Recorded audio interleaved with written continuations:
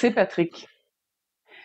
Aujourd'hui, j'aimerais aborder un sujet peut-être un peu controversé pour certaines personnes, le sujet du cannabis. Ah oui. Beaucoup de gens, semble-t-il, fument le cannabis de nos jours. Oui. Beaucoup disent que ça n'a pas d'effet dans leur vie, ou sur leur psychologie, ou sur leur psyché. Donc, quand même, une certaine proportion de personnes qui, je pense, sont dans les groupes sur la conscience supramentale, ou même certaines personnes qui essaient de travailler sur le développement de leur conscience. Bon. Vous avez une certaine perspective sur le cannabis et ses effets. J'aimerais que vous nous en parliez. Très bien. Donc, Sujet intéressant. parfait. Peut-être commencer par une question générale. Le cannabis a-t-il un effet sur la psyché? Et si oui, quel est son effet sur la psyché d'une personne? Le cannabis a des effets très puissants sur la psyché. Donc, ce sont des effets qui sont relativement subtils. C'est pourquoi les gens aiment à considérer qu'il n'y en a pas. Donc, ils ont l'impression qu'il n'y en a pas. Parce que c'est Ou assez subtil. ils peuvent se donner l'impression qu'il n'y en a pas. Ils OK. sont en mesure de le faire. Donc, comme la substance est agréable, du moins pour l'être inconscient, à ce moment-là, on fait ce qu'il faut pour justifier son utilisation, c'est-à-dire dire que il n'y a pas d'effet négatif, d'effet délétère de son utilisation. Vous, êtes-vous de l'avis qu'il y a un effet délétère? Oui, il y a absolument toujours et universellement un aspect délétère à l'utilisation de cette substance. Et la raison de ceci, c'est qu'elle ouvre la porte aux forces qui dominent l'humain. Donc, si on dit, mais je n'en veux plus d'être un esclave et qu'on s'envoie un joint, mais le joint, c'est si on veut, la pierre angulaire de l'esclave ou de l'esclavage. De quelle manière? Le cannabis, donc. Mhm. Mais avant de répondre de quelle manière, je voudrais faire remarquer que, bon, il devrait paraître assez évident pour l'humain d'aujourd'hui, en regardant le monde, de percevoir que les forces de l'esclavage sont dans un assaut croissant contre l'humain. Mhm. Donc, si on ne perçoit pas ceci, ben, OK. Mais la plupart des gens perçoivent ceci, même ceux qui disent ne pas le percevoir, ne rien voir de tel, le perçoivent ou sont inquiets que ce soit le cas, à tout le moins. Donc, ils le perçoivent, ils veulent le refuser, ils font semblant que ça n'existe pas, mais c'est bel et bien là et ils le savent. Et on remarquera que à cette époque, cette même époque où les forces de l'esclavage sont en assaut croissant, tout à coup, on se met à légaliser le cannabis. Mhm. Bon, je ne dis pas que le cannabis devrait être illégal. Mhm. Ce que je dis, c'est que tout à coup, on se met à le légaliser. Alors qu'il était légal avant 1900, avant le début du 20e siècle, il y a une date Mhm. qui dépend selon le pays, peu importe. C'était le début du 20e siècle. Et là, tout à coup, on se met à le légaliser un peu partout. Mhm. Pourquoi? Qu'est-ce qu'on recherche? Mais à l'époque, si on parle des années début du 20e siècle, nous avions des sociétés très homogènes Mhm. et une personne qui se mettait à consommer ceci pouvait devenir rapidement très différente des autres. Donc, déroger aux normes, Mhm.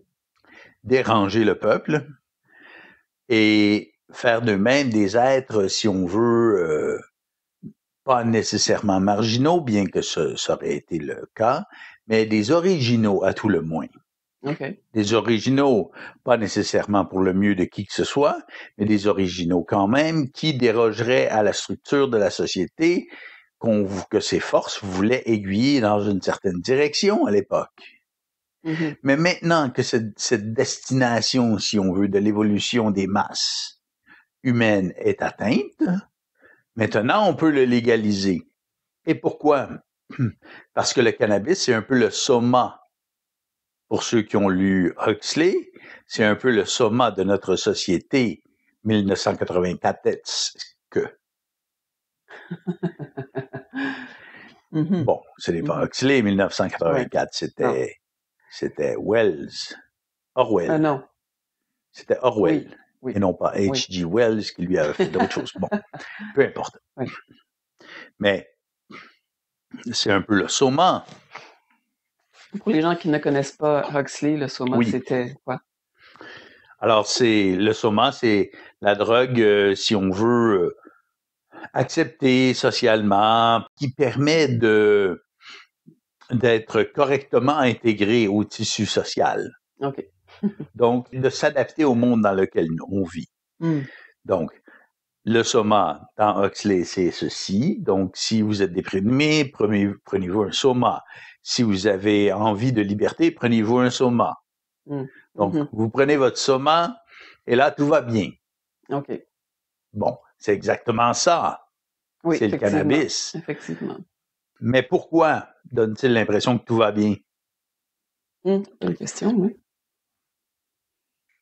Si donc les effets du cannabis sont délétères, du moins en partie, on devrait dire qu'objectivement, ça va mieux avant de fumer ou de consommer ce truc, et qu'une fois qu'on l'a consommé, ça va moins bien objectivement. Donc, on doit percevoir là-dedans que probablement la psyché humaine, elle est inversée relativement au réel. Et c'est exactement ce que nous avons déjà dit à plusieurs reprises. La psychologie subjective de l'ego est une inversion paradoxale du réel. Donc, étant en inversion, ce qui nous fait du tort nous semble amusant, agréable. Bon, ce qui nous fait du tort dans l'objectivité nous semble agréable dans notre subjectivité. Parce qu'effectivement, le psychisme humain ne vit pas dans l'objectivité. S'il vivait dans cette objectivité, il verrait tout de suite que ce truc n'est pas bon. Bon. Alors, quels sont ces effets délétères? Je crois que c'est la question qui suit normalement. Élaborez, s'il vous plaît, sur ces fameux effets délétères du cannabis sur la psyché. Oui, bon. Alors, comment se fait-il que l'on perçoive que ça va pas bien lorsque ça va bien? C'est parce que notre psychologie est inversée. Donc, gardons ceci à l'esprit lorsque nous regardons le fait que tout à coup, on fume ou on consomme autrement ce machin, et tout à coup, nos problèmes semblent complètement disparus. OK. Ils sont partis comme en fumée. Mais ce n'est pas les problèmes qui sont disparus. C'est notre lien psychique avec les choses à régler dans notre vie qui est rompu. OK. Donc, le cannabis a un effet de couper avec le réel, quelque part. Exactement. Il coupe les liens du psychisme avec la vie de l'être. OK. Comment ceci pourrait-il ne pas être nocif? Donc, on quitte sa vie, on prend une vacance de sa vie. Bon, si ça durait 15 minutes, si ça durait 2 heures, c'est très bien. C'est-à-dire que ça serait un moindre mal, mais le problème, c'est que ça dure très longtemps. OK. La substance demeure longtemps dans le corps et il y a des effets à plus long terme, dont nous parlerons un petit peu plus tard, qui demeurent. Donc, couper le lien du psychisme avec le réel de sa vie, c'est donc arrêter l'écoulement des énergies psychiques dans sa propre vie au bénéfice d'une élévation du matériau événementiel ou du matériel occulte qui est derrière la création de cet événementiel vers quelque chose de plus beau, de plus harmonieux. Et cette transmutation, si on veut, du matériel astral qui est karmique, qui est derrière la génération de l'événementiel dans la vie de l'être, cette transmutation, donc, requiert un effort, conscient ou inconscient, selon l'être. Mais même un effort inconscient, on le sent. Donc, j'ai déjà dit que l'évolution, ça se fait par la souffrance. Mhm. Non pas que la souffrance soit objectivement nécessaire pour l'évolution, mais que sans elle, sans la souffrance, l'humain n'est pas suffisamment motivé pour changer quoi que ce soit dans son être, dans sa vie, dans sa psyché, dans la structure et l'arrangement du matériel astral qui est utilisé pour la création de son événementiel. Mhm. Donc, on s'accommode parce qu'on est très inconscient. Si nous étions moins inconscients, nous ne nous accorderions pas de cet arrangement, si on veut, de tout ce matériel astral qui génère un événementiel qui n'est pas si agréable. Mais bon, qu'est-ce qu'on dit? On dit, oh, on fait aller. Bon, vous voyez, on fait aller. OK, je connais pas cette expression. Ben, c'est ainsi que les gens disent, ben, ça pourrait aller bien mieux, mais on OK, s'accommode. on fait avec. C'est ça, exactement. On fait avec. OK. Donc, la vie normale pour la plupart des humains, ce n'est pas une sinécure. Mhm. Ce n'est pas un pique-nique au mois de mai sous un chêne bien feuillu. Mhm. C'est un peu un calvaire, comme on dit, hein, n'est-ce pas? Donc, il y a des aspects calvaires à la vie qui sont les aspects dans lesquels l'énergie lumineuse, la volonté de l'être, aussi inconsciente fût-elle, sert à transmuter le matériel d'âme qui est derrière la création de l'événementiel. Donc, c'est ceci qui donne à la vie de tous les jours son caractère un peu morne, difficile ou désagréable. Mhm. C'est cette espèce d'effort, même inconscient, de toujours, si on veut, pousser sur la transmutation avec ses propres énergies. Mhm. Mhm. Bon. Donc, ceci, ça génère donc un sentiment disons, d'effort qui, bon, n'est pas toujours agréable. Combien de personnes sont allées dans une salle d'exercice et ont adoré la sensation de forcer jusqu'à devenir bleu dans le visage? Très peu de gens. On doit s'habituer avant. Oui. Donc, pour l'humain, l'effort est désagréable. Pour l'animal, l'effort est désagréable. Mhm. Donc, c'est un peu l'animal dans l'humain, le primitif moderne, pour qui l'effort est désagréable. Et c'est pour celui-ci également que,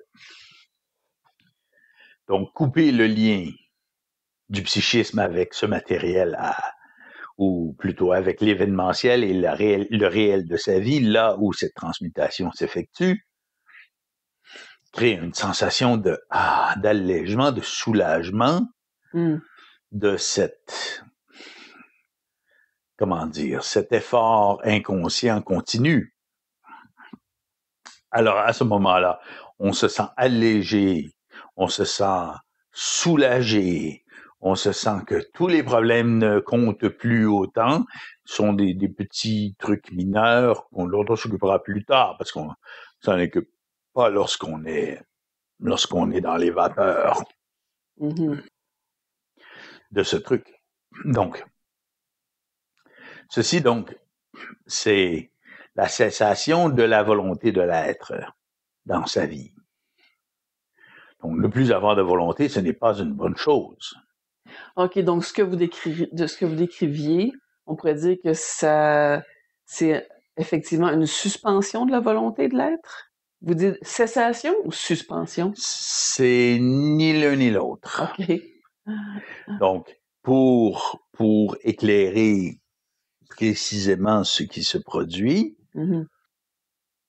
c'est c'est la création d'une ouverture dans la coque de l'âme qui permet aux entités du plan de la mort de venir se nourrir directement. Se nourrir directement des énergies de l'âme. Okay. Donc, de l'énergie de la lumière qui traverse l'être et qui serait cette énergie qui force à transmuter ce matériel de l'âme pour amener l'être à un statut plus élevé. OK, c'est intéressant, mais donc, si on regarde ça en regardant ça comme ça, on pourrait dire, mais ça devrait être souffrant pour la personne que tout à coup, cette brèche se fasse et que des entités viennent se nourrir de ces énergies. Mais ce n'est pas ce que la personne croit ressentir en fumant son cannabis. Dans la subjectivité psychologique, non, puisque comme nous l'avons dit, le psychisme humain est inversé. Mm-hmm. Donc, on n'aime pas avancer. Mm-hmm. Lorsqu'on avance, on dit ouf, c'est lourd, c'est difficile, c'est morne, j'en ai marre. Mm-hmm. Et puis quand on n'avance plus, qu'on est en délai d'attente peut-être potentiellement perpétuel et éternel, là on dit ah mais je relaxe. Je suis tellement mieux, je suis léger, je suis soulagé. Oui, tu es soulagé de ta vie. Okay. Mais ta vie, ça devrait être le truc le plus important parce que c'est tout ce qu'on a. Un être humain, tout ce qu'il a, c'est sa vie. Chaque humain a sa vie et si on n'a plus la vie, on n'a rien. Donc, on n'a que sa vie d'abord et avant tout. Et le fumeur de cannabis, qu'est-ce qu'il fait? Il met fin à sa vie. Je ne dis pas qu'il se tue, ça ne tue pas le cannabis. Mais on arrête de vivre dans le sens objectif et réel du terme. On commence à exister. On met sa vie en pause. Exactement, oui, tout à fait. Donc, il y a des gens qui fument depuis 20 ans, 30 ans, 40 ans, et même s'ils ont arrêté quelquefois pendant quelques jours, ça ne compte pas, leur vie est en suspension depuis tout ce temps-là. Et ces gens, si on leur dit ceci, là, parce que, bon, j'ai déjà entendu des gens protester fortement contre cette idée que, tout d'un coup, ils s'occuperaient moins de leur vie ou qu'ils ont moins de volonté ou ce que vous venez de décrire. Est-ce que ces gens-là seraient d'accord avec ça? Eux? Absolument pas. Non. Premièrement, parce que le psychisme humain est inversé. Donc, d'un côté, la psyché, elle est inversée relativement au réel, et dans un autre côté, si les entités sont en mesure de venir se piger directement dans les énergies de l'être, elles sont en mesure de désinformer l'être énormément également. Ce qu'elles font déjà d'avance, mais qu'elles peuvent faire à fortiori maintenant que la brèche est ouverte pour ces entités de venir se nourrir. OK. Et donc, à partir de là, est-ce qu'une personne peut même se penser, comment dire, être dans un état supérieur lorsqu'elle fume? Ben oui, les entités sont expertes à créer l'illusion chez l'humain. Il n'y a pas de personne plus facile à illusionner qu'une personne qui consomme ce truc. OK. Puisque ça fait déjà flotter dans des mondes, dans des, si on veut, des éthers subtils et grossiers du plan astral. Et que dire à une personne justement qui fume, mais qui s'occupe de sa vie quand même, qui va travailler, qui va dire ben là je m'occupe de mes responsabilités, là, c'est quoi le problème? Il y en a pas de problème, là. Ça m'empêche pas de travailler, de faire ce que je veux. Oui, mais ces gens-là, ils font tout ça pour pouvoir continuer à fumer. OK. Donc ça les aide à justifier le Ben fait de oui. continuer. Ben oui, parce que sinon, ils pourraient pas continuer. Ouais. Donc, un amène l'autre, c'est pas l'autre qui amène l'un. Ouais. OK. Et vous voyez, je continue à m'occuper de ma vie, donc c'est correct. C'est de correct. continuer Je peux. OK. Mais c'est de l'illusion. Donc, pour l'être en évolution de conscience, c'est extrêmement néfaste. Oui, c'est très nocif, mais aussi un être en évolution de conscience va rapidement le réaliser et cesser sa consommation. On peut peut-être conclure sur ce qui suit, c'est-à-dire vous parlez des effets à long terme. Qu'en est-il des effets à long terme sur la personne? Ben, écoutez, il y a beaucoup d'effets, là, à court, moyen, long terme, mais ce qu'il y a de le plus important à remarquer sur les effets à long terme, c'est que l'être étant très ouvert aux entités, l'être étant presque entièrement sous leur domination, ben, on peut lui raconter ce qu'on veut. Donc, on l'a déjà dit, les illusions. Okay. Mais il y a plus, puisque lui racontant ce qu'on veut, on peut remodeler sa programmation et sa personnalité. Ah oui. À l'aide de sa propre volonté, mais bien sûr. Okay. Ouais. C'est notre volonté qui façonne notre constitution, si on veut, ou la construction psychologique de l'ego. Donc, les entités peuvent, grâce à cette ouverture, remodeler la constitution psychologique de l'ego afin de rencontrer leurs besoins et leurs objectifs davantage. Donc, si on dit à quelqu'un qui est un consommateur à long terme de cette substance, qu'on lui dit, oui, mais c'est un problème, là, tu dois cesser, et il dira quelque chose comme, non, ce n'est pas ça. S'il y a un problème, ce n'est pas ça. Okay. Donc, c'est le langage typique de la dépendance. Oui, ça, c'est certain. OK, dernière question, par contre, s'il vous plaît. On parle de mise en pause, de suspension, de tout ça. Donc, la personne perd aussi son discernement, là. Ben, il n'avait pas de discernement. Quand on commence à fumer, c'est parce qu'on n'a pas de discernement. Bon, on peut peut-être en avoir eu avant, et s'être fait tenter par cette chose.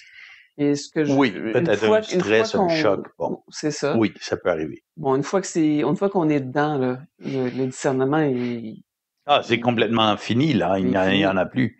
Puisque les entités deviennent le premier facteur en importance qui détermine la nature, par exemple, de la pensée et des états psychologiques et émotionnels de l'être.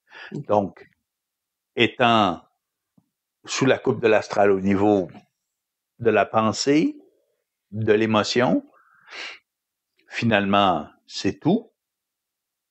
Si vous donnez à quelqu'un le contrôle sur vos pensées, sur les pensées et les émotions dans votre être, qu'est-ce qui va vous rester? Votre biologie, elle vous servira pas à grand-chose. Non. Et vous aviez mentionné déjà l'expression anti-cohésion. Êtes-vous capable de terminer là-dessus? Êtes-vous en mesure de dire quelques mots là-dessus? Oui, et l'explication de ceci vaut pour énormément de trucs relativement à la consommation du cannabis. Et c'est que on remplace une chose par l'illusion de la chose. Donc, les entités sont très bonnes à faire ceci. Donc, on remplace la faculté d'aimer réellement avec l'illusion de l'amour. Par exemple. Et l'amour réel a une force de cohésion et gravitique. Donc, l'amour, c'est une gravité psychique. Et si on consomme ce truc, mais ça devient l'illusion d'une gravité psychique. L'illusion de l'amour, l'illusion de la cohésion. OK. Ça renforce encore plus l'illusion de la personne que tout va bien avec ce truc étonnant, que ça l'aide à devenir plus consciente ou plus conscient. Parce que la personne a l'illusion d'être intègre, d'être dans son intégrité cosmique, disons, avec ce truc. Mais dans le fond, c'est le contraire qui se passe. Mais elle est dans cette illusion-là, donc elle finit par se croire en développement de conscience, mais c'est le contraire qui se passe. En tout cas. Ça me semble réel ce que vous dites là, oui. Alors, concluons là-dessus. Merci. Très bien. Nous espérons que vous avez apprécié cet entretien entre C. Patrick et DJ Solar. Visitez notre site web à révolutiondesprit.com pour en savoir plus sur notre outil Science, la révolution de l'esprit et pour découvrir d'autres entretiens audio disponibles seulement dans notre boutique en ligne. Pour tout autre renseignement, consultez les liens se trouvant dans la description sous la vidéo. Merci.